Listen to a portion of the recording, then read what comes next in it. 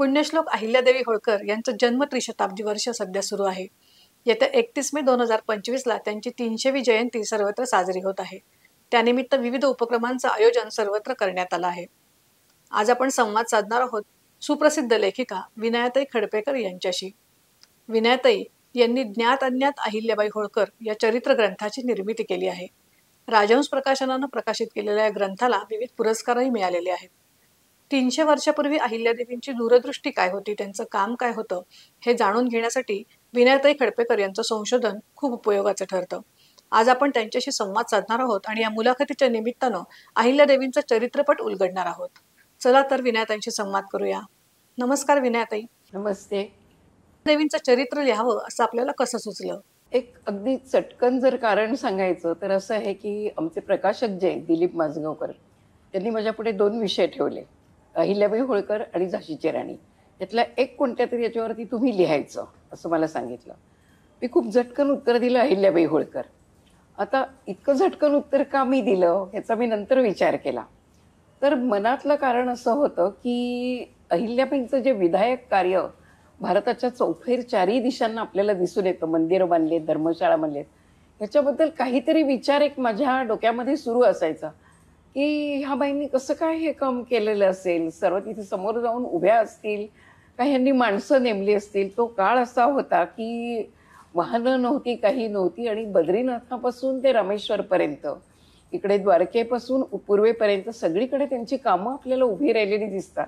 आणि आज 200-300 वर्ष ती टिकलेली आहेत. माझ्या पिढीला ती बघायला मिळत आहेत. नद्यांवरती घाट बांधलेले आहेत. तर ह्याबद्दल काहीतरी विचार माझ्या डोक्यात सुरू असायचा.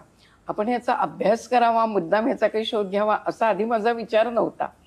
पण त्यांनी विचारल्यावर मला वाटतं नाही, मला त्या विषयाचं एकदम आकर्षण वाटलं.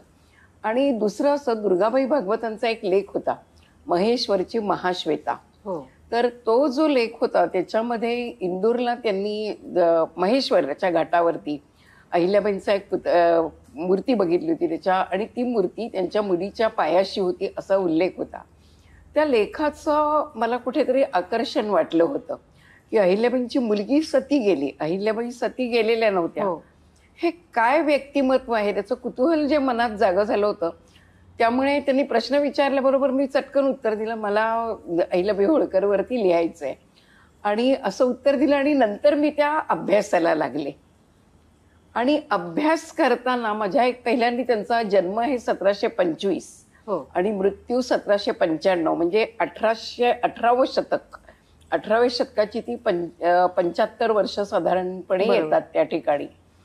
तर मग अभ्यास करताना मी असं केलं की आधी 18वं शतक म्हणजे नेमकं काय आहे, त्यावेळेच्या रूढी कोणत्या, त्यावेळेचं जनजीवन हे कसं होतं, त्यावेळेचे सत्ताधारी कसे होते, हा संबंध 18व्या शतकाचा अभ्यास करण्यासाठी मी जवळजवळ 2-4 पुस्तकं वाचली आणि 18वं शतक आधी पूर्ण केलं अभ्यासाचं.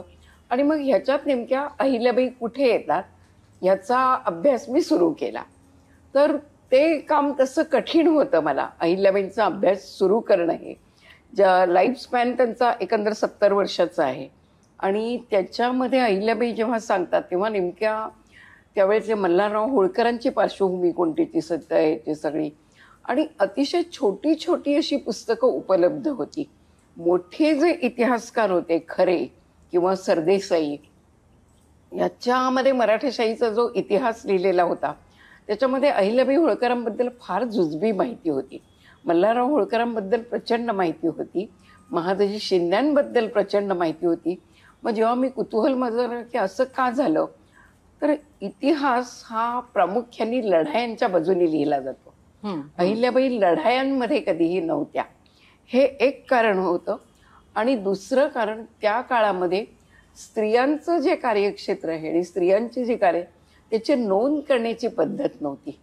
बखरकार जे सगळं लिहित होते ते महादजी शिंदे कसे होते, मल्हारराव होळकर कसे होते, तिकडे पुण्याला बाजीराव काय करत होते, हा संबंध जो त्यांचा बखरकारांचा जो फोकस पॉइंट होता तो लढाया चढाया आणि हे राज्यकारभार करणारे मोठे लोक जे होते त्यांच्या भोवती होता.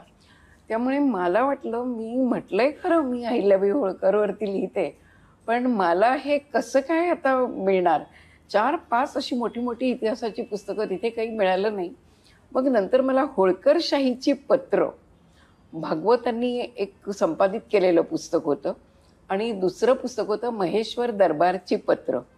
ही दोन्ही पत्र मला भारत इतिहास संशोधन मंडळामध्ये मिळाली आणि त्याच्यामध्ये अहिल्याबाईंचा काळ सुरू होतो तो आणि प्रचंड त्याच्या अहिल्याबाईंविषयीचा मजकूर हा मला त्याच्यामध्ये मिळाला.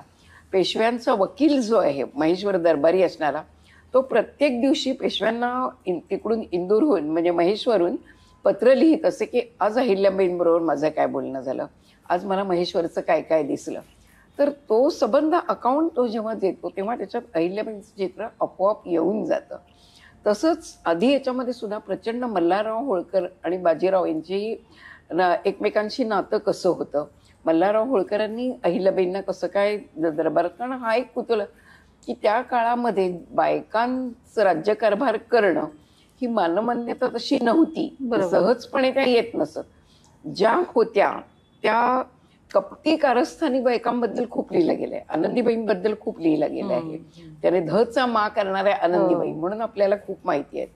पण इतर सुद्धा अनेक विधायक कार्य करणाऱ्या अशा बायका त्यावेळेला होत्या आणि त्या आणि अहिल्याबाई यांच्यामध्ये काही काही फरक आहेत, काही काही साम्य आहेत असं त्यावेळेला मला अनेक प्रकारे जाणवलं. आणि मी वाचत वाचत वाचत विचार करत गेले आणि मग मला अहिल्याबाई एका माझ्या अशा दृष्टिकोनातून चांगल्या अशा दिसायला लागल्या त्याच्यामध्ये. आता तुमच्याकडे बोलताना 2 उल्लेख आले की अहिल्याबाई एक वेळ आली होती की सती जाण्याची, तर ते टाळून त्या या सगळ्या कार्यासाठी खरं तर त्यांच्या सासऱ्यांच्यामुळं पुढे आल्या. तर कसं होतं त्या काळात, म्हणजे महिलांना तर कुठे हे राज्यकारभाराचं तर ही नव्हती संधी, अशाही परिस्थितीमध्ये त्यांना सासऱ्यांचं एवढं मोठं पाठबळ लाभून त्या पुढे येऊ शकल्या, त्याबद्दल सांगाल का?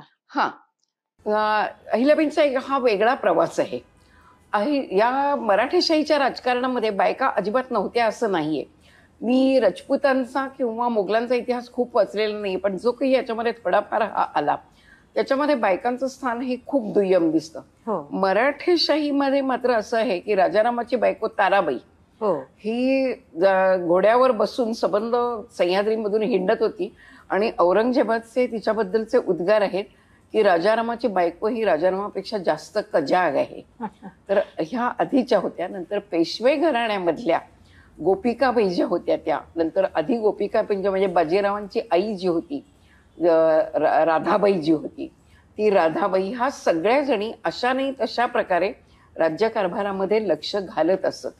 म्हणजे कुठेतरी एका राजपूत आणि मोगल राजांनी तक्रार केली होती की पेशव्यांच्या आई काशी यात्रेच्या निमित्ताने येतात आणि आमच्या घरच्या इकडच्या सत्ता राजकारणामध्ये डोकं घालतात. म्हणजे अहिल्याबाईंच्या आधी अजिबात बायका राजकारणामध्ये नव्हत्या असं नाहीये, पण अहिल्याबाईंचं येणं थोडंसं वेगळं आहे.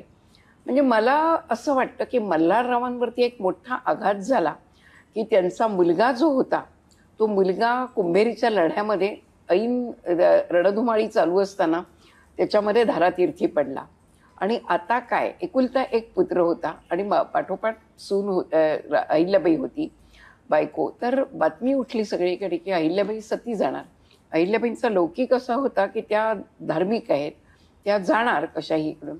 पण थोडा तो काळ असा, अहिल्याबाईंना 2 मुलं होती त्यावेळेला, मोठी मुलगी मुक्ताबाई आणि धाकटा मुलगा मालेराव अशी त्यांची 2 मुलं होती त्यावेळेला. ती मुलं अगदी लहान होती. 18व्या शतकाचा अभ्यास जेव्हा केला तेव्हा माझ्या काही गोष्टी माझ्या मनामध्ये स्पष्ट झाल्या. आपली एक सरसकट जो इतिहास आहे की बायका सगळ्या सती जात, सगळ्या सती जात नव्हत्या. ज्यांना मुलं असायची त्या बायका सती जात नव्हत्या. एखादा अपवाद आहे आणि तो बळवंतराव मेहेंदळ्यांच्या बायकोचा आहे की ते मुलं असून ती सती गेली. नाहीतर काय होतं की बहुतेक निपुत्रिक, आता रमाबाई सती गेल्या हे सगळ्यांना माहितीये, त्या निपुत्रिक होत्या. ज्यांना मुलं बाळ नव्हती अशा स्त्रिया सती जात होत्या. पण ज्यांना मुलं होती अशा स्त्रिया सहसा सती जात नसत, त्या राहत असत मागे. अहिल्याबाईंना मुलं होती पण धार्मिकतेने बखरकरांच्या ह्याच्यात उल्लेख असे येतात की अहिल्याबाईंनी सती जाण्याची तयारी केली होती. पण मल्हारराव एकदम अस्वस्थ झाले, कारण सून म्हणजे त्यांचा उजवा हात होती. त्यांना त्यांची गुणवत्ता लहानपणाने जाणत होती. थोडी थोडी कामं ते तिच्यावरती सोपवत होते. आपली सून ही साधी नाहीये, वेगळी आहे हे मल्हाररावांना निश्चित कळत होतं. ते कसं ते मी पुस्तकामध्ये लिहिले. आत्ता इथे एवढं सगळं तपशिलांनी बोलायला आपल्याला वेळ नाहीये. त्यामुळे मल्हारराव धावत अहिल्याबाईंच्या डेऱ्यात आले की ह्या म्हाताऱ्याची तुला दया येऊ दे आणि तू सती जाऊ नकोस. तू जर आहेस तर माझी अहिल्या गेली आणि खंडू जिवंत आहे असं मी समजेन. तर अहिल्याबाई धार्मिक त्यांनी क्षणभर विचार केला. असा हा महापराक्रमी सातारा, हा आपला सासरा मल्हारराव होळकर, हा महापराक्रमी हा सासरा आपल्या समोर बसलेला आहे अगतिक होऊन. खूप त्याच्या अंगात पराक्रम आहे. बाजीराव त्याला चाहणार आहेत आणि तो विनवणी करतोय की तू सती जाऊ नकोस, तू राहा. अहिल्याबाई माघारी आल्या सती जाण्यापासून आणि त्यांनी ठरवलं की आपल्या सासऱ्याची जी आज्ञा आहे ती आपण पालन करायची. आणि विशेष हा आहे की मल्हाररावांनी जो शब्द दिला होता तो शब्द त्यांनी पाळला. कारण 1759 मध्ये त्यांच्या मुलाचा खंडेरावाचा मृत्यू झाल्यानंतर अहिल्याबाईंचं नाव कागदोपत्री सगळीकडे दिसायला लागलं. आणि एका अर्थाने अहिल्याबाईंचं राजकारणात येणं हे इतर स्त्रियांपेक्षा सोपं आहे. कारण इतर स्त्रियांना झगडा करायला लागलाय आपलं कर्तृत्व सिद्ध करण्यासाठी. आणि बहुतेक वेळेला त्यांनी आपला मुलगा किंवा नवरा यांना गादी मिळवून देण्यासाठी त्यांनी लढाया केलेल्या, तसे उल्लेख मिळतात. अहिल्याबाईंचं तसं नाहीये. त्यांच्या सासऱ्यांनी त्यांना हाताला धरून राज्यकारभारामध्ये आणलेलं आहे. पण अहिल्याबाईंचं वैशिष्ट्य हे आहे की त्यांनी त्याचा कधीही दुरुपयोग केलेला नाहीये. मल्हाररावांचा उजवा हात म्हणून त्या वावरायला लागल्यावरती हाताखालचे सरदार, ज्याला आज आपण चमचेगिरी असं म्हणतो, ती त्या काळात सुद्धा होती, कोणी कमी नव्हतं. तर ते बरोबर त्यांच्या पुढे पुढे करून की आम्हाला हे द्या, आम्हाला तर द्या. अहिल्याबाईंनी कधी दुरुपयोग केला नाही किंवा सासऱ्याच्या विरुद्ध जाऊन ह्या लोकांना अब्जबळ केलंय, आणखीन काही ढवळ, ह्या प्रकारे अहिल्याबाई वागलेल्या नाहीत. हे त्यांच्या व्यक्तिमत्वाचं वैशिष्ट्य आहे. त्यांचं चौफेर लक्ष होतं. पण त्या एका अर्थाने याच्या विश्वस्त झाल्या, राज्यकारभाराच्या विश्वस्त झाल्या. आणि मल्हारराव होळकरांचा कारभार त्यांनी चोखपणे सांभाळला. मल्हारराव होळकरांच्या बाबतीमध्ये असं म्हणता येईल की ते त्यांना सगळं शिकवत होते. दारूचा कारखाना कसा लावायचा, लढायांचे डावपेच कसे असतात, आता इंग्रज येणार आहेत आपण काय करायला पाहिजे, इथपासून ते अमक्या तमक्या सरदाराची सून, तिला त्या काळामध्ये पाळी पहिल्यांदा सुरू झाली की त्याचा एक उत्सव असायचा. त्या उत्सवाच्या वेळेला आहेर काय करायचा याबद्दलची मल्हारराव होळकरांची अहिल्याबाईंना लिहिलेली पत्र आपल्याला मिळतात. म्हणजे इथपासून ते दारूचा कारखाना कसा लावायचा इथपर्यंतचं एका अर्थाने हल्लीच्या शब्दात प्रशिक्षण हे सासऱ्याकडून सुनेचं झालेलं आहे. आणि अहिल्याबाई ह्या त्याच्यामध्ये पारंगत होत गेल्या. एक प्रसंग मला अहिल्याबाई आणि मल्हाररावांच्या बाबतीत असा वाटतो की त्या ठिकाणी एकदा त्यांनी सांगितलं की गोहदवरती, गोहदचं राज्य म्हणजे ग्वाल्हेरच्या जवळ असलेलं राज्य होतं, ते त्यांना खालसा करायचं होतं मल्हारराव होळकरांना. अहिल्याबाईंनी ही गोष्ट माहिती होती. आणि कुठेतरी जेव्हा आपण इथे त्यांच्या हातामध्ये तोफखाना होता, मल्हारराव होळकर लांब कुठेतरी दिल्ली वगैरे त्या बाजूला होते, आणि हा तोफखाना तुम्ही ग्वाल्हेरच्या जवळ अमुक एका ठिकाणी लावा अशी त्यांची अहिल्याबाईंना सूचना होती. तो तिथे नव्हता म्हणून अहिल्याबाईंनी दुसरीकडे हलवला. मला वाटतं सिरोंज का काहीतरी नाव आहे, तिकडे गेलं आणि त्यांना नंतर कळवलं की इथे असा केलेला आहे. तर मल्हाररावांचं पत्र बरोबर आहे, इकडे जर शक्य नव्हतं तर तुम्ही, त्याच्यातल्या पुन्हा सूचना असतात की तोफा वाहून नेण्यासाठी इतके बैल लागतात, त्या बैलाच्या चारा पाण्याची व्यवस्था कशी करा, ते मल्हारराव होळकर अहिल्याबाईंना सांगतायत. आणि अहिल्याबाई त्यामध्ये सगळ्या ह्याच्यात निष्णात झालेल्या आहेत. एक तो क्षण असा आहे की गोहदचा किल्ला, अहिल्याबाईंच्या हातात तोफखाना आहे आणि गोहदचं राज्य हे मल्हाररावांना हवंय हे अहिल्याबाईंना माहिती होतं. तेव्हा अहिल्याबाईंनी स्वतःच्या अधिकारात गोहदच्या किल्ल्यावरती तोफा रोखल्या.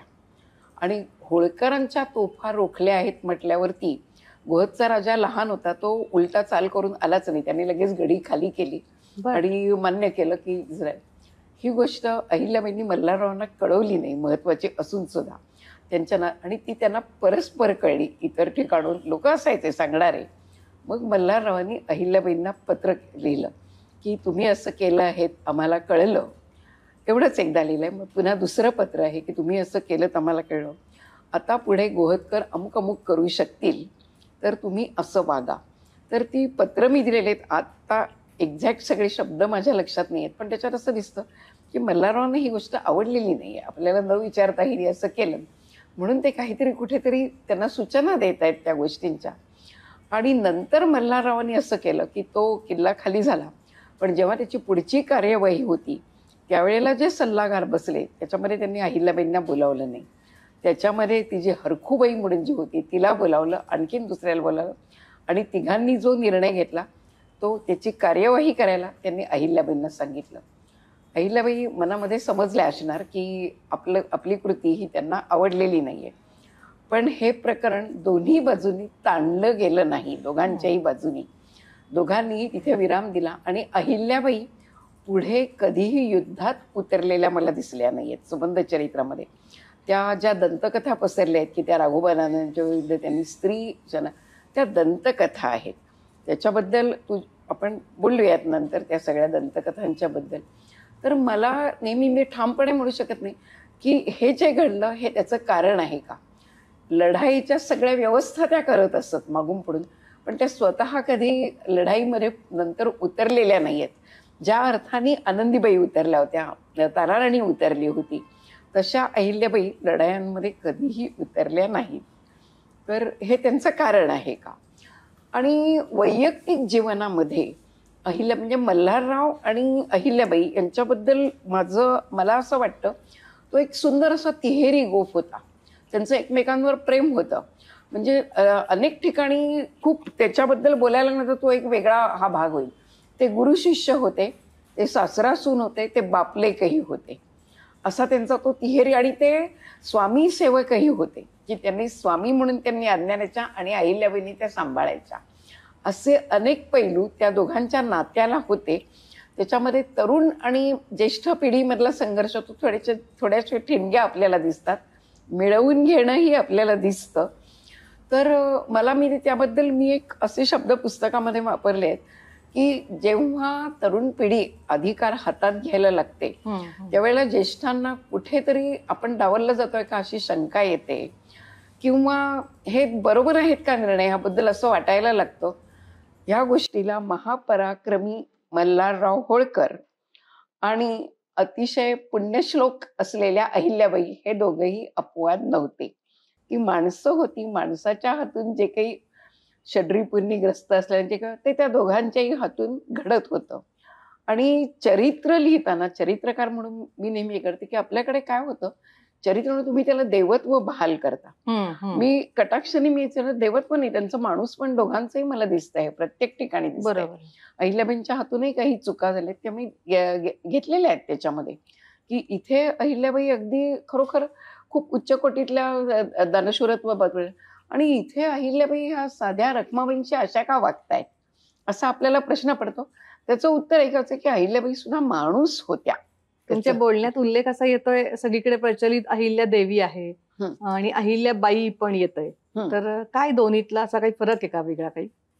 मराठीमध्ये सगळीकडे आपण अहिल्याबाई म्हणतो आहोत, पण त्यांचं राज्य जे होतं ते प्रामुख्याने इंदूर आणि वरच्या भागामध्ये त्यांची खूप सगळीकडे हे पसरले होतं. तिकडे बाई किंवा दिदी असे शब्द नाही आहेत, तिकडे देवी असा शब्द वापरतात ते सगळीकडे. त्यामुळे तिकडे तर माझ्या पुस्तकाचा जेव्हा हिंदी अनुवाद झाला तेव्हा त्यांनी अहिल्याबाई म्हणे तसं नाही चालणार, म्हणून मग त्यांनी काय केलं, मराठी पुस्तक देवी अहिल्याबाई होळकर असं त्यांनी मते ठेवलं, कारण त्या लोकांना ते आवडणार नाही. देवी हे असं मागे जर लावलं नाही तर त्या लोकांना ते आवडणार नाही. त्यामुळे त्यांचा उल्लेख देवी असा होतो तिथे त्या ठिकाणी. सर्वत्र देवी हाच उल्लेख आहे, सगळीकडे देवी हा उल्लेख आहे, मराठीमध्ये नाहीये. मराठीमध्ये अहिल्याबाईंचा उल्लेख कधी कधी सरदार असा आहे, कधी कधी बाई आहे, कधी कधी पेशव्यांच्या दरम्यान मातोश्री असा उल्लेख आहे, मातोश्री आल्या, मातोश्री गेल्या, कधी कधी साहेब असा उल्लेख आहे. देवी हे मराठी कागदपत्रांमध्ये तो शब्द सापडत नाही आपल्याला, पण आदरार्थी अशा अर्थाने चालेल. मातोश्री आदरार्थाने मातोश्री आहे. साहेब आल्या, साहेब गेल्या असं सुद्धा आहे, कारण तो मुघलांचा प्रभाव असलेला काळ होता, त्यामुळे उर्दू शब्दामधला साहेब आला, साहेब गेल्या, सरदार आल्या, सरदार असं वेगवेगळ्या प्रकारे ते आपल्याला म्हणतायत त्या ठिकाणी.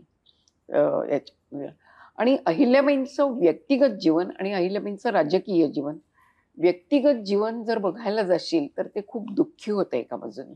अहिल्याबाईंचं व्यक्तिगत जीवन हे अत्यंत दुःखी होतं. म्हणजे नवरा वारला, वैधव्य आलं, मुलगी आहे, नंतर मुलगा आहे. त्यांचा मुलगा जो होता तो मुलगा हा राज्यकारभार करण्याच्या दृष्टीने तितका समर्थ नव्हता. आधी वडील गेले होते, नंतर मल्हारराव होळकर वाले ह्याच्या हाती कारभार आला.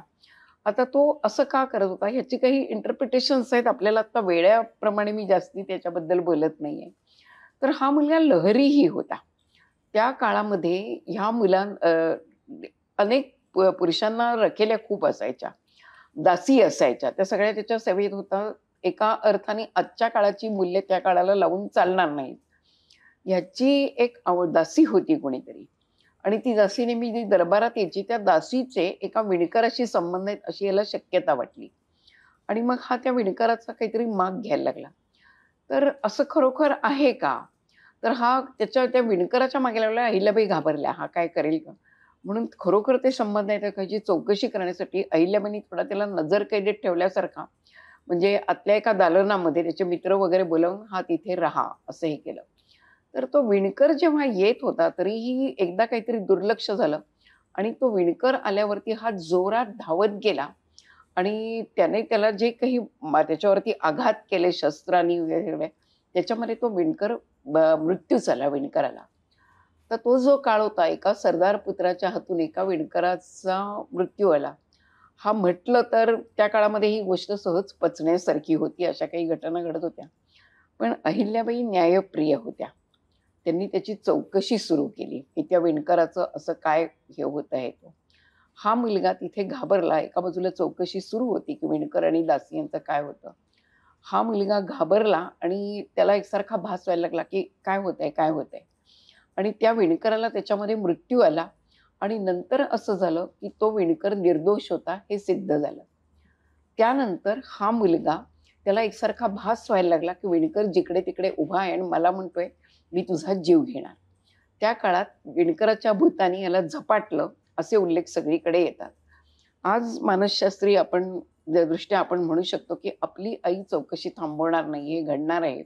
याचा कुठेतरी एक सत्प्रवृत्त त्याच्या मनामध्ये असावं आणि त्याचं मन त्याला टोचायला लागलं आणि ह्या सगळ्या वेळाच्या भरातच त्याचाही मृत्यू झाला. आणि त्याचा मृत्यू झाल्यानंतर पुढची जी कथा सगळ्यांना माहिती आहे की राघोबादादांनी राज्य खालसा करण्याचा प्रयत्न केला. अहिल्याबाईंनी त्याला सामना दिला. तर तो उल्लेख इथे मी असा मुद्दाम सांगते. जॉन माल्कम याचं महत्त्व मी तुला सांगितलं की त्याचं का मान्य करायचं. तर जॉन माल्कमनी संबंध अहिल्याबाईचं कार्य आणि अहिल्याबाईचं संबंध जीवनक्रम कोणता आहे, त्यांचा दिनक्रम कोणता आहे, ते सगळं जॉन माल्कमनी लिहून ठेवलं आहे. आपलं सुदैव आणि दुर्दैव दोन्ही असं आहे, आपल्या लोकांनी काहीच लिहिलेलं नाही अहिल्याबाईंबद्दल. म्हणजे आत्ता मी जेव्हा दिनक्रम शोधायला जाते तेव्हा जॉन माल्कमचं लिहिणं हे मला आधारभूत ठरलं त्या ठिकाणी. असं आहे. तर त्या जॉन माल्कमनी असं लिहिलं की अहिल्याबाईंनी स्त्रियांचं सैन्य वगैरे काहीही हे केलेलं नव्हतं. तर ते त्यांनी महादजी शिंद्यांकडे राघोबादादा आले होते आणि ते महेश्वरपर्यंत येणार अशा बातम्या होत्या. तर ते आता काय करायचं. तर अहिल्याबाईंनी काय केलं, अहिल्याबाई हत्तीवरती बसल्या आणि त्यांनी युद्धाचं प्रतीक म्हणून त्या हौद्याला 4 बाण लावले चारी बाजूनी की मी युद्धासाठी तयार आहे ह्याचं ते प्रतीक होतं. आणि त्या महेश्वरून महादजी शिंद्यांच्या उज्जैनीला निघाल्या. आणि ही जी वाट आहे आज तुम्हाला ती जवळची वाटली तरी त्या काळात ती वाट जवळची नव्हती हत्तीवरून जाण्याची. आणि ह्या वाटेवरती इतर संबंध आपण ह्या वाटेवरती ह्या सरदार लोकांचे लोक नेहमी पेरलेले असत आणि ते इकडे तिकडे सगळ्या बातम्या पसरवत असत. तर ती जी चाललेली होती त्यावरून त्या बातम्या महादजी शिंद्यांच्या वाड्यापर्यंत निश्चित पोहोचल्या होत्या. आणि मग राघोबादादा ओळखून होते की हा सगळा मुलूक जो आहे, राघोबादादा हे पुण्याचे होते, हा मुलूक जो आहे हा सगळा शिंदे आणि होळकरांचा होता. पेशवे पदानी उच्च होते पण जनता कोणाचा ऐकणार, शिंदे आणि होळकरांचा ऐकणार. तर इथे आपलं काही चालणार नाही. त्यामुळे अहिल्याबाई जेव्हा तिथे पोहोचल्या तेव्हा राघोबादादा एकदम हसत हसत सामोरे आले की तुमचा मुलगा गेला म्हणून मी सांत्वनासाठी आलो. अरे बापरे. बर. तर अहिल्याबाईंनी हे म्हटलं सांत्वनासाठी आला होता तर जरूर या, महेश्वरला मुक्काम करा, आमचं काहीही म्हणणं नाही. त्यांनी कुठेही त्याच्यावरती तुम्ही कशासाठी आला होतात मला कळलेलं आहे वगैरे काहीही हे केलेलं नाहीये. कौशल्यपूर्वक हाताळणे. असं राजकारणी होत्या त्या हत्ती बाण लावून गेलेल्या होत्या. बरोबर. त्याच्यात त्यांनी सूचित केलेलं होतं.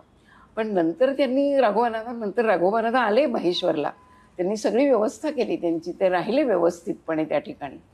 आणि मग अहिल्याबाईंनी पेशव्यांकडे याचे अधिकार मागितले आहेत राज्यकारभाराचे, आणि ते त्यांनी सूचकतेने मागितलेले आहेत. ही एक अहिल्याबाईंच्या वेगळ्या विचारांची झलक आहे की त्या काळामध्ये विधवा स्त्री काय करत होती की होळकर घराण्यातला कोणीतरी मुलगा दत्तक घ्यायचा, आणि पण अहिल्याबाईंनी तसं केलेलं नाहीये. त्यांनी थोरल्या माधवरावांना सूचकतेने पत्र लिहिलं होतं की जो एक गेला त्याची मी पत्नी आहे आणि दुसऱ्याची मी आई आहे, राज्यकारभाराची मला संबंध माहिती आहे, तर पेशव्यांनी काय तो निर्णय घ्यावा. आणि मग थोरल्या माधवरावांचं पत्र आलेलं आहे. त्यांनी संबंध मुलकी कारभार, म्हणजे आज ज्याला आपण ॲडमिनिस्ट्रेशन व्यवस्थापन असं म्हणून प्रशासकीय, तो सगळा कारभार हा अहिल्याबाई होळकरांच्या हाती दिला. आणि तुकोजी होळकर जे मल्हारराव होळकरांच्या दूरच्या नात्यातले होते, त्यांच्याकडे फौजी लष्करी कारभार हा त्यांच्याकडे सोपवलेला आहे. तर अहिल्याबाईंनी आपला हा संबंध कारभार चोखपणे पार पाडला. आणि अहिल्याबाई होळकर आणि तुकोजी आधी एक दिलाने चालले होते, पुढे खजिना अहिल्याबाईंच्या हातात आणि फौज यांच्या हातात, याच्यावरून एकसारख्या ठिणग्या उडत होत्या दोघांच्या मध्ये. आणि राज्यकारभार करताना अहिल्याबाईंना ज्या ज्या अनेक प्रकारच्या अडचणी आल्या त्याच्याशी अहिल्याबाई वेगवेगळ्या सामने देत होत्या. ते त्या पत्रांमधून जे आपल्याला कळतात ते आपल्याला त्याच्यामध्ये अहिल्याबाईंच्या व्यक्तिमत्वाचे निरनिराळे पैलू आपल्या पुढे उलगडत जातात. की अरे हे अहिल्याबाईंना ही असं यांनी या प्रकारे ह्या प्रसंग हाताळलेला आहे. दुःख त्यांच्या वाट्याला एका बाजूला वैयक्तिक पातळीवर सतत येत होती की नवरा गेला, सासरा गेला, मुलगा गेला, आणि मुलगा गेला आणि मुलगा जेव्हा गेला तेव्हा त्याच्या पाठोपाठ दोन्ही सुना ज्या होत्या मुलाच्या, त्या सती गेलेल्या आहेत. त्या सतीच्या मिरवणुकीमध्ये अहिल्याबाई होत्या. त्याच्यानंतर जो नातू आहे तो मुक्ताबाईचा मुलगा, तो एकसारखा आजारी असायचा. मुक्ताबाईंचा नवरा होता तो खूप कर्तृत्ववान असा नव्हता. म्हणजे पुढच्या पिढीचं कोण हा सगळा प्रश्न त्यांनाही सतावत होता अहिल्याबाईंना. आणि एकीकडे राज्यकारभार हा चालूच होता त्यांचा. इतक्या प्रकारे दुःख त्यांच्या आयुष्यामध्ये येत होती की ही जी मुलगी होती मुक्ता फणसे, ती एकंदरीत सगळ्या प्रकारे ठीक होती, पण तिचा जो चिरचिरा एकसारखा मुलगा नातू होता त्यांचा, त्याला त्या खूप प्रकारे राज्यकारभाराला लावायला बघत होत्या. पण त्या नातवाचाही मृत्यू ओढवला त्याचा, आणि त्याच्यामुळे त्यांची मुलगी जी होती ती मुलगी खूप दुःखी झाली. त्या दुःखामधून ती वरच येईना, आई आणि वडील दोघेही त्या मुलाच्या. आणि मग त्या दुःखामध्ये मुक्ताबाईचा नवरा वारला यशवंतराव फणसे. तो वारल्यावरती मुक्ताबाईचा निर्णय झाला की आपण आता सती जायचं आहे. मग आधी सुना सती गेल्या, नातसुना सती गेल्या नातू गेल्यावरती, आणि त्याच्यानंतर आता मुलगीही सती जाते आहे.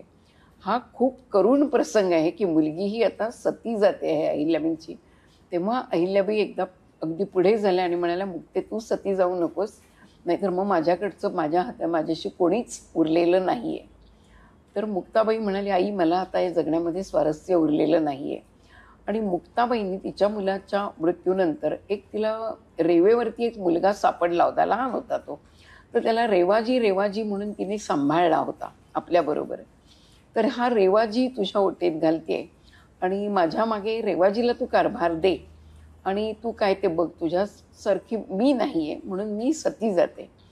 तर ती वर्णन संबंध जॉन माल्कमनी लिहून ठेवलेली आहेत की मुक्ताबाईंची चिता अशी पेटली, अहिल्याबाईंच्या दोन्ही बाजूला 2 ब्राह्मण उभे होते, त्यांनी हात धरलेले होते, हो पुस्तकात आणि उल्लेख आहे त्या तुमच्या. मानेला झटके देत होत्या.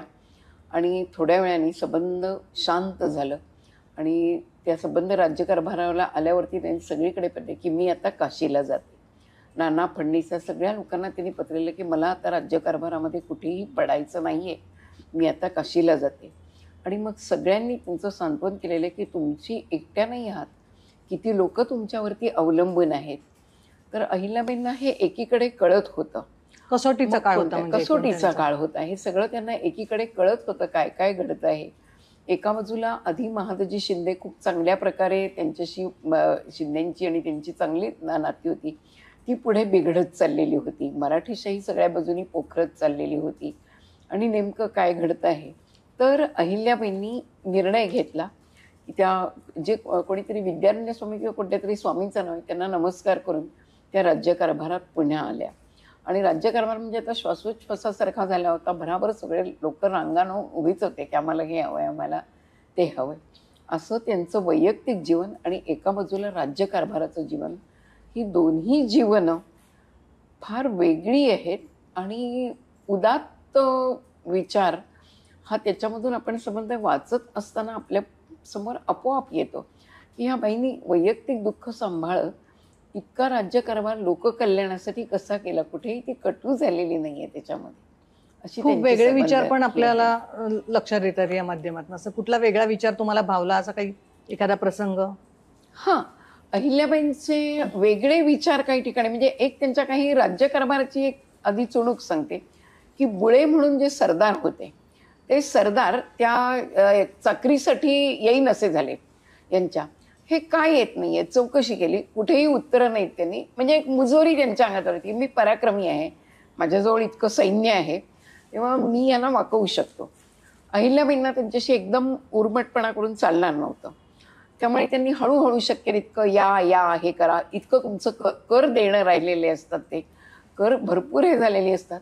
आणि मग ते जेव्हा ऐकत नाहीत, तिथे त्या ठिकाणी स्त्रियांचे उल्लेख आहेत की त्यांनी मग हे केलं की आम्ही आता तुमच्या सगळ्या एस्टेटीवर जप्ती आणतो. मग तिकडे हालचाल झाली आणि त्यांच्या बाजूने त्यांच्या घरातली बायको, बहीण, वहिनी अशी 2-3 नावं आहेत त्या त्यांच्या अहिल्याबाईंकडे बोलणी करायला आल्या. मग त्यांच्याशी बोलणी केली, जप्ती उठवली. तेव्हा ते यायला कबूल झाले. कबूल झाल्यावर हिशोब देताना की आमची माणसं हिशोब द्यायला निघाली होती, ती वाटेत लुटली गेली. तर महेश्वरच्या दरबारात एकट्या अहिल्याबाई निर्णय घेत नव्हता, तिथे अनेक माणसं होती. त्यांनी असं सांगितलं की हे खोटं बोलतायत. मग तर अहिल्याबाई तर वाद बघत राहिला, जे कोणी 7-8 मंडळी बोलतायत ते. नंतर त्यांनी हात वर केला की लूट होऊ शकते, चोरी होऊ शकते, ते सोडा आणि बाकी सावकारांना बोलून यांचं देणं किती आहे ते बघा. आणि तो संबंध हिशोबाचा तपशील हे करून त्यांनी बुळ्यांची एक सोय लावून दिली की तो विभागला. समजा त्यांना 5 लाख रुपये द्यायचे, तर ते आत्ता ताबडतोब नाही, 5 वर्षांमध्ये द्या, अमुक करा, अशी त्याची संबंध व्यवस्था, त्याचा सगळा तपशील पत्रांमध्ये आहे. तो मी पुस्तकामध्ये लिहिलेला आहे. जप्ती उठवली, हे केलं कारण का की सरदाराची प्रतिष्ठा जाऊन चालणार नव्हती. हाच सरदार उद्या लढाईला होळकरांच्या वतीने मराठा साम्राज्यामध्ये उपयोगी यायचा होता. त्यामुळे त्यांना जप्तीची बेअब्रू करायची नव्हती. पण त्याच्याशिवाय तो वळतच नव्हता, ऐकायला बोलायला यायलाच तयार नव्हता. म्हणून त्यांनी जप्तीची भीती त्यांना दाखवलेली होती. आणि मग पुढे त्यांनी संबंधाची व्यवस्था लावून दिली. त्यानंतर बुळे सरदार आले, त्यांचा संबंध कारभार त्यांनी ते मनाशी धरून नाही ठेवलेलं की सगळ्या कारभाऱ्यांनाही तशा ताकीद दिलेली आहे की तुम्ही आता त्यांचं संपलं, ते तिथेच संपलं, आता सगळा कारभार पुढे चालू होईल. ह्या प्रकारे त्यांच्या राज्यकारभाराची अनेक उदाहरणं देतील. कडक शिक्षा सुद्धा आहेत, ज्यात लिहून घेतलेलं आहे की पुन्हा हा गुन्हा तुमच्या हातून झाला तर हात पाय तोडण्यात येतील, असे त्यांच्याकडून काही जणांकडून अहिल्याबाईंनी लिहून घेतलेलं आहे. त्यांच्या विचारामधली जी बंडखोरी आहे, कुठेतरी विचार जे वेगळे आहेत ते मला 3-4 ठिकाणी एकंदर वेगळे दिसले. पण त्यांना स्वतःला सुद्धा त्या काळात त्या बंडखोरीची जाणीव होती की नाही, कोणास ठाऊक असा प्रश्न पडतो. तसं प्रतिबिंब इतर किंवा कोणाच्या याच्यामध्ये दिसत नाही. पहिलं मी जे सांगितलं की त्यांनी स्वतःकडे कारभार मागितला पेशव्यांकडे, की स्त्रीला कारभार, राज्यकारभाराची मागितला त्यांनी. दुसरं उदाहरण जे आहे ते दुसरं उदाहरण अशा ह्याचं आहे की खूप यांच्या अहिल्याबाईंच्या राज्यकारभाराच्या उत्तरार्धामधलं ते उदाहरण आहे की त्याच्यामध्ये तो रेवाजी, त्यांच्या मुलीच्या मृत्यूनंतर रेवाजी हा तसा आगापिछा नसलेला रेवा नदीच्या किनाऱ्यावर सापडलेला मुलगा होता. तेव्हा त्याच्या हाती आपल्या जावयाची संबंध इस्टेट द्यायची हे लोकांना किंवा त्या फणशांच्या घराला ते आवडलं नसतं. पण मुलीची तर इच्छा होती आणि त्या स्वतः अनाथांना वगैरे आधार देणार. तो त्यांनी काय केलं, फणशांच्या घरातलं एक मूल दत्तक घेतलं मुक्ताबाईंच्या नावाने.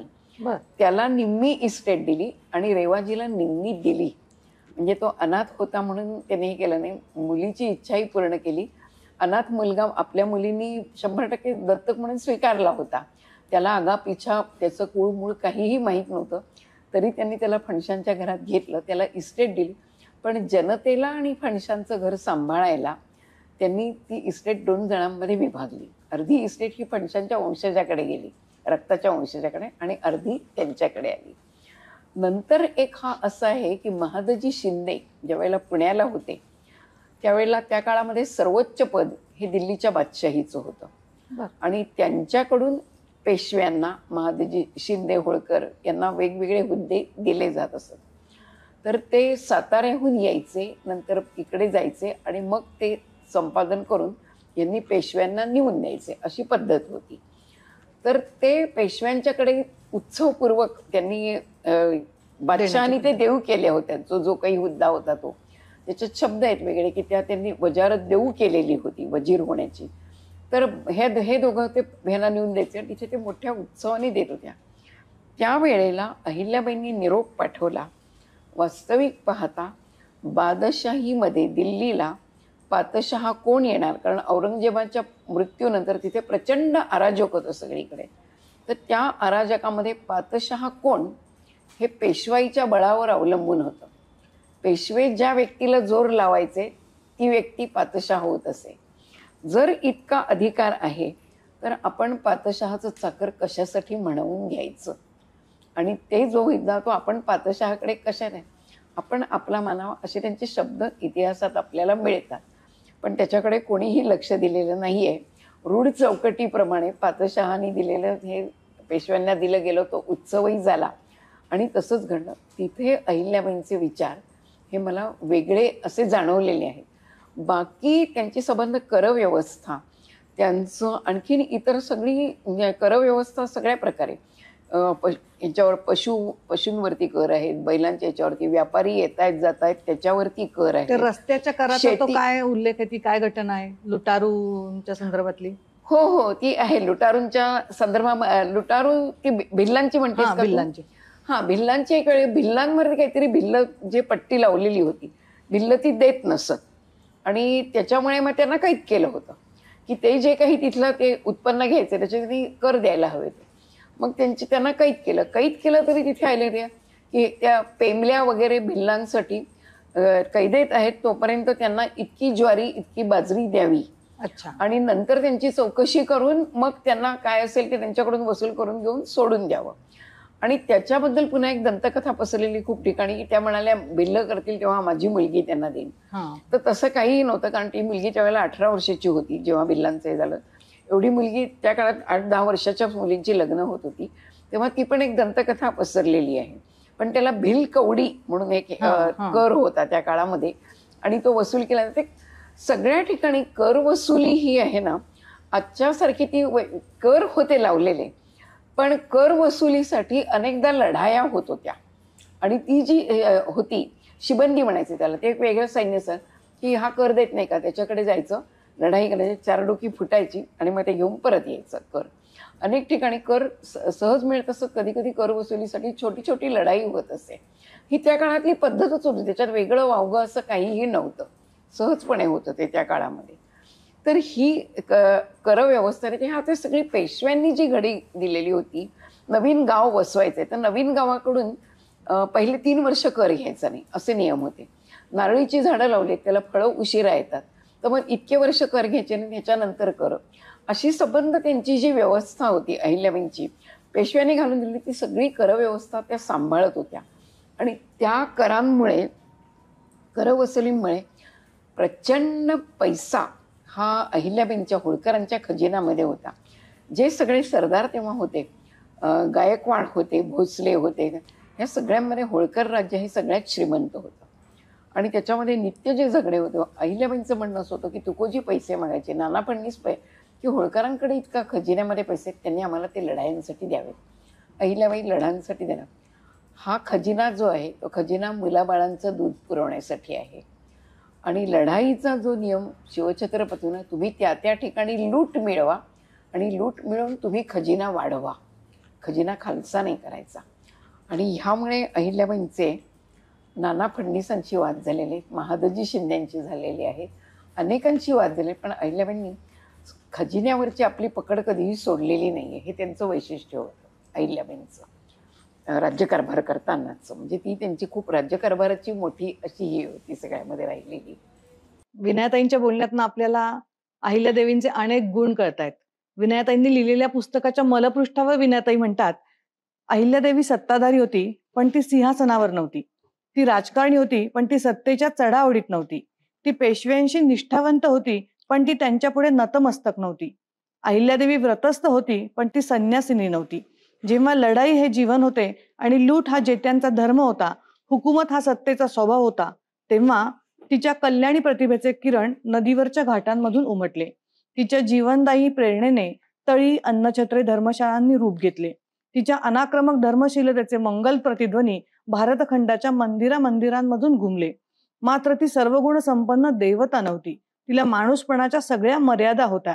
18व्या शतकातल्या मराठ्यांच्या इतिहासाच्या पटावर ती शुक्राच्या चांदणीसारखी लुकलुकली.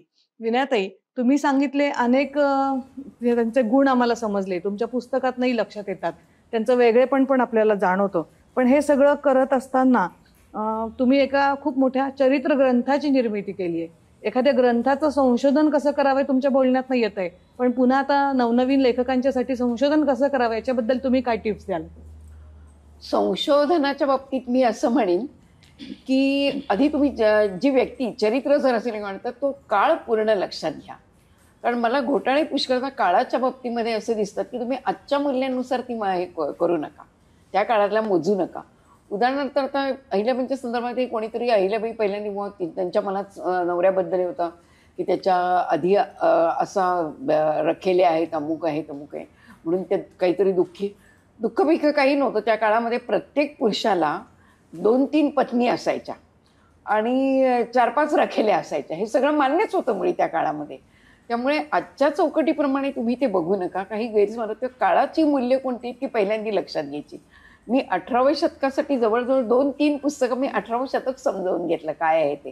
त्यावेळीची सामाजिक स्थिती आणि राजकीय स्थिती त्या याच्यावरती मला जे चरित्र संशोधन करायचे तिचं मी संबंध असं ते लपून घेतलं. आणि चरित्र लेखनाबद्दलच आपण आत्ता बोलूया की काही गोष्टी अशा असतात की मी चरित्र लिहिलं म्हणजे ज्या घडलेल्या आहेत घटना तेवढ्यांच्या आधाराने लिहिलं. तरीही मला शंका होत्या. तर्कशक्ती आणि कल्पनाशक्ती 2-3 ठिकाणी वापरायला लागते. मी 2 जणांबद्दल आधी माझ्या गुरूंबद्दल उल्लेख करते की मी जेव्हा लिहित होते तेव्हा स. देशपांडे आणि सरोजिनी वैद्य हे दोघेही माझे गुरु कॉलेजच्या वयापासून होते. तर मला स. देशपांडे असं म्हणाले की मी त्यांना काही अटीतटीचे प्रसंग सांगितले की इथे नेमकं कळत नाही आहे मला की अहिल्याबाई कशा वागलेल्या असतील किंवा काय घडलेलं असेल. तर ते म्हणाले ती जी काही वादंग आहेत ना ती सगळी जशीच्या तशी तू त्या ठिकाणी लिही आणि याचा निश्चित थांग लागत नाही आहे असं लिही. उदाहरण जर सांगायचं असेल तर अहिल्याबाईंचा आत्ता मघाशी मी जो प्रसंग सांगितला की अहिल्याबाई हौद्यावरून हत्तीवरून निघाल्या आणि तिकडे पोहोचल्या तर मधल्या याच्यामध्ये हे लोक पेरलेले होते किंवा नाही याचा पुरावा आपल्याजवळ नाही आहे. तर ते म्हणाले नाही मग ते नाही आहे तर तू असंच लिही की इकडे आणि मध्ये पुरावा नाही आहे. आणि सरोजिनी वैद्य मला म्हणत होत्या की आपल्याकडे एकंदर दस्तऐवजीकरणाची इतकी वाण आहे की तुला कुठेतरी काही ठिकाणी काल्पनिक हे वापरायला लागेल काही ठिकाणी. नंतर माझगावकर मला वाटते की लोकांना ते पुस्तक रंजक झालं पाहिजे जे आहे ते. आता ह्या पुस्तकाच्या बद्दल मी 3 ठिकाणी तुला सांगेन. माझ्या याच्यामध्ये शेवटी मी जे घडले की अहिल्याबाई मल्हाररावांच्या हाताला पायाला हात लावून म्हणाल्या की जसे कुरुक्षेत्री यांचे अर्जुनाला श्रीकृष्णाचे शब्द तसे तुमचे शब्द मला. तर एवढं एक मी माझ्या मनाने घातलेलं आहे की असं होणं शक्य आहे. नंतर जो मी याचा प्रसंग सांगितला की त्या महेशवरून राघोबादादांना भेटायला निघाला त्या ठिकाणी वाटेवरच्या लोकांनी त्या बातम्या पोहोचवल्या असं मी म्हटलंय. तो फक्त माझा त्या सत्तेबद्दलचा अभ्यास आहे. तिथे त्या ठिकाणी तसं नाही आहे. अहिल्याबाई निघाला हा उल्लेख मिळतो आणि राघोबादादा हसत हसत समोर आले एवढा हा उल्लेख आपल्याला मिळतो. मधली जागा आपल्याला भरून काढायला लागते. तर मग मी सरोजिनीबाईंचं म्हणणं होतं ही काढायची. मग मी इतिहासकार जे होते कुलकर्णी त्यांचं पेशवाईबद्दल त्यांना मी कुठे 3 ठिकाणी माझं असं आम्हाला करायला लागलंय. त्या जागा मी त्यांना सांगितल्या तर ते म्हणाले बरोबर आहे चरित्रकारांनी ह्याला आम्ही म्हणतो ऐतिहासिक प्रतिभा आणि ती वापरायलाच लागते. आम्ही इतिहास लिहिताना म्हणजे आता काय होतं की त्या इकडून निघाल्या आणि तिकडे पोचल्या, मध्ये दुसरं काही घडणंच शक्य नाही. राघवानंदांना कळलं कसं ज्या अर्थी ते हसत असतं म्हणून. तर तुम्ही जो अभ्यास 18व्या शतकाचा केला आहे की सगळ्या सरदारांची माणसं इकडे तिकडे पेरलेली असायची, ती बातम्या पोचवीत होती. तर इथे आता लोकांसाठी असं असू शकेल वगैरे असं करण्यापेक्षा ते तसं घडलंय असं तुम्ही म्हणा, कारण तुम्ही सर्वसामान्य, तुमचा वाचक हा अभ्यासक नाहीये, पण तो सर्वसामान्य कथा कादंबरी आणि सिरियल बघणाऱ्या वाचकापेक्षा वर आहे. तेव्हा त्याला हे पटणार आहे आणि ह्याच्यामध्ये तुम्ही कुठे खोटेपणा करत नाहीये. त्यामुळे दिसतं. आणि ज्या ठिकाणी ही तर्कशक्ती चालत नाही त्या ठिकाणी 3-4 ठिकाणी मी असं सरळ म्हटलेलं आहे की इथपर्यंतच माहिती उपलब्ध आहे, पुढे माहिती उपलब्ध नाही, असं मी लिहिलेलं आहे त्या ठिकाणी. ह्या प्रकारे आपल्याला त्या सगळ्या याच्यातमधून वाट काढायला लागते आणि ती संशोधनाची वाट अशीच शोधत जाते. उद्या मी पुढचं दुसरं काही हातात घेतलं तर दुसऱ्या प्रकारे संशोधन आपल्याला करायला लागेल त्या ठिकाणी. त्याची अशी काही वेगळी चौकट नाहीये, पण अशी आपल्याला खूप चौकट नाही बारीक त्याच्यावरती सगळा विचार करायला आणि पाहिजे. संशोधन करताना मला अहिल्याबाईंची आणखीन काही काही वैशिष्ट्य सांगायची आहेत. आणि ते एक, मी जसं त्यांनी बुड्यांचं घेतलं तसं एक साधा शिपाई गडी, तो महेशवरून पुण्याला त्याच्या आसपास कुठेतरी गावी निघाला.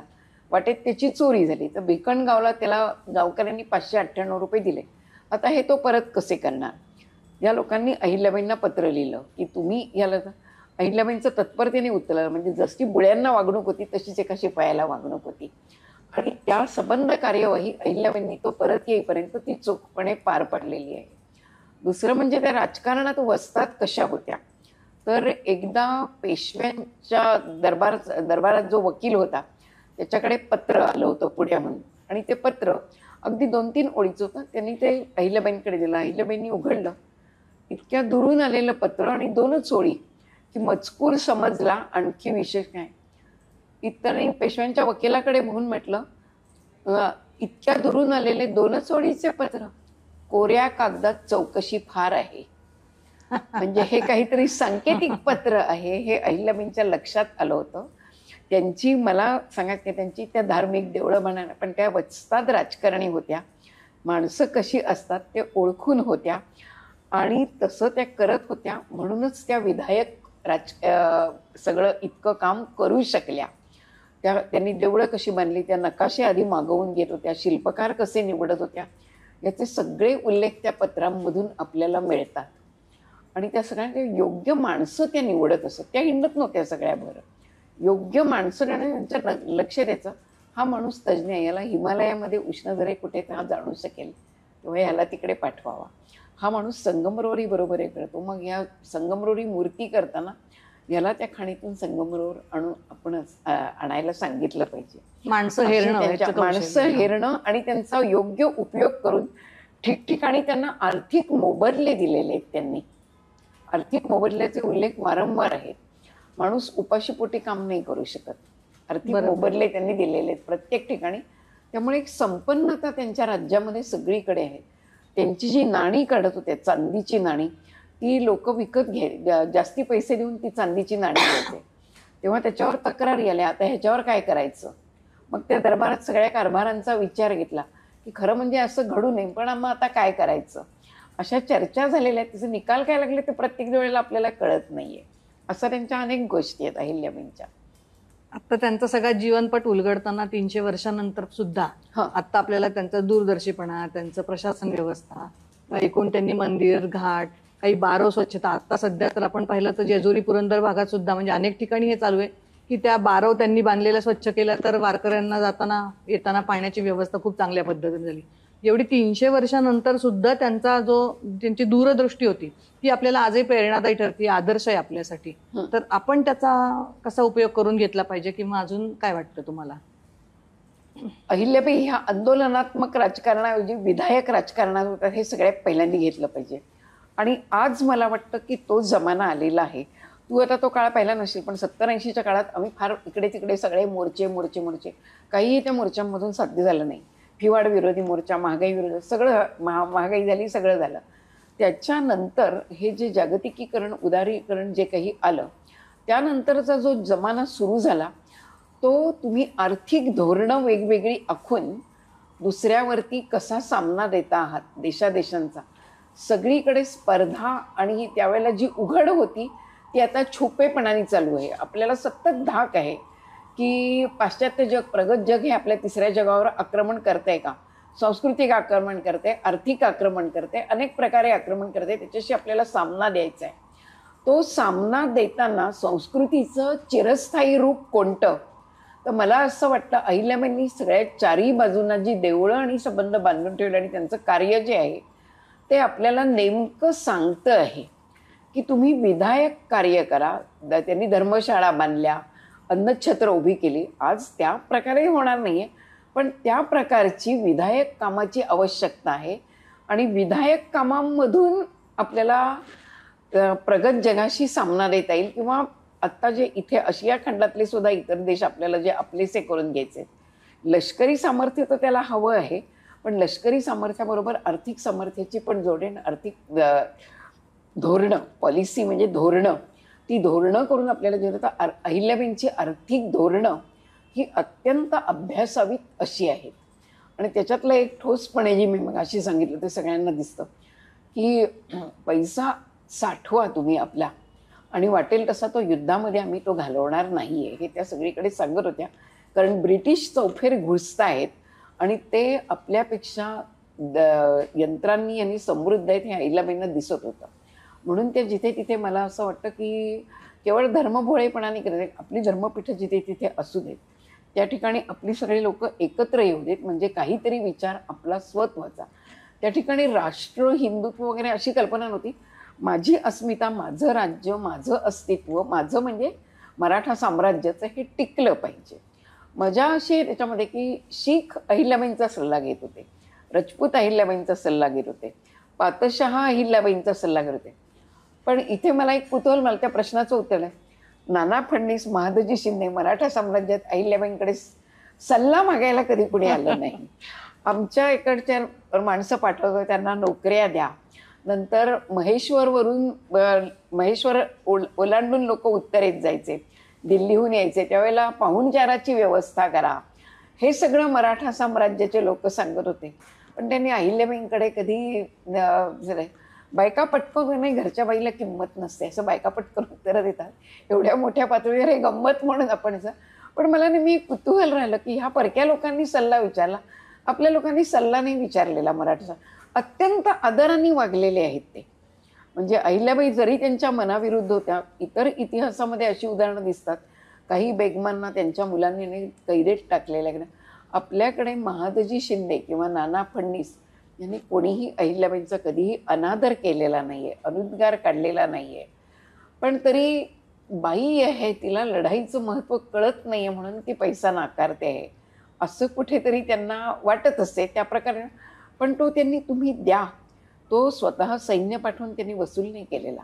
हे आपल्याकडच्या मराठा साम्राज्याच्या लोकांचं, पुरुषांचंही मोठेपण आहे त्याच्यामध्ये. कारण आज काय होतं, मी स्त्रीमुक्ती चळवळीत होते, मला खूप जणांनी तुम्ही स्त्रीमुक्ती चळवळी म्हटलं, चळवळीच्या पण तो इतका वेगळा काळ होता, तसं काही बोलता वगैरे येत नाही. पण काही असं कुतूहल म्हटलं माझ्या मनात आहे, मला त्याचं उत्तर नाही सापडलं की यांनी कोणी सल्ला नाही कधी अहिल्याबाईंना विचारलेला कधीही असा. तो प्रश्न म्हणजे मी इथे या निमित्ताने सगळ्या लोकांच्या पुढे ठेवता, शोधा बरं उत्तर याचं असं का झालं असेल. पुण्यश्लोक अहिल्यादेवी होळकर यांचं जन्म त्रिशताब्दी वर्ष. जनकल्याणी लोकमाता अहिल्यादेवी पर्यावरण संरक्षक होत्या, कौशल्य विकासक होत्या, पर्यटन विकासक होत्या, स्थापत्यशास्त्र तज्ज्ञ होत्या, उत्तम प्रशासक होत्या.